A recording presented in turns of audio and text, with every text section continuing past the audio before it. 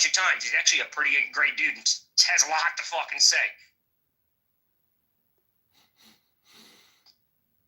Iran-Contra was still fucked up. He's still fucked there.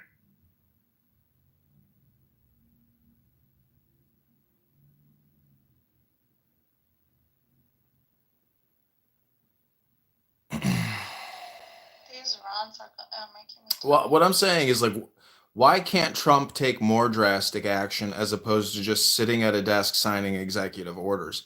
I mean, where's the knockout punch? I want to see knockout punches every week. I mean, I know we think we're doing knockout punches because we're stripping these bullshit contracts from these agencies and saving ourselves hundreds of billions of dollars, but that's not enough.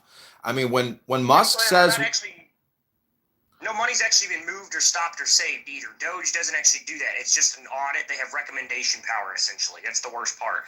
So they flagged it and then recommended it over, and then it's been stopped after it was flagged and pointed out publicly. Which means if we didn't point it out, it was going to continue. So the people that were sending it out have stopped it.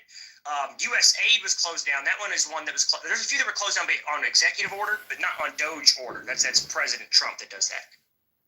So Musk says we can't let these agencies exist anymore because if we break them down, they're still just weeds and they'll grow back during the next administration. So, Trump is also firing a lot of federal employees and letting them go who are on temporary hold status. I think you have to be there for like 2 years or 3 years in order to get above the probationary status, which is great because the Democrats stacked and stuffed a lot of incompetent people who are there for racial identity politics. So I don't know. I want to see purges. I want to see real painful purges because until we admit that we're $40 trillion in debt and we're not constantly analyzing the finance aspect and the accounting aspect, the only thing I have is US, debt.org.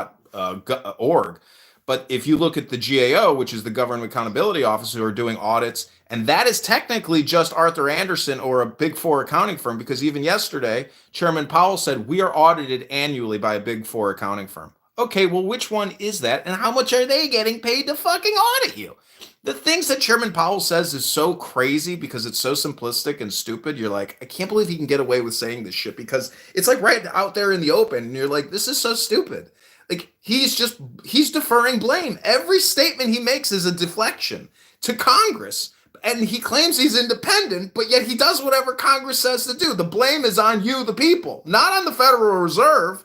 So I think, Trump also has to work to essentially get rid of the Federal Reserve and bring it in-house. The separation is in many ways, maybe it's the greatest thing or it's the worst thing. I don't know.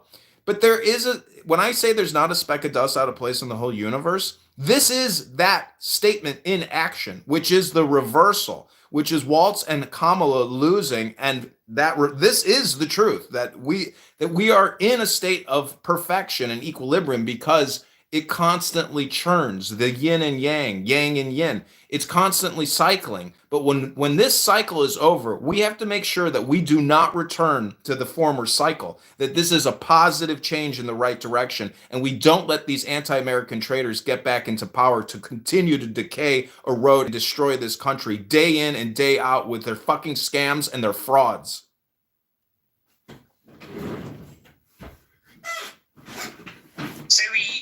Imagine the world 2016, where Donald Trump did not run for office, where Hillary Clinton won, was president for 8 years, and now Kamala Harris was the president. Imagine the world that we would be in, the chaos and destruction that it would cause. Like, that world scares me. That's such a nightmare. It really does feel like Donald Trump saved us in the way that you said it.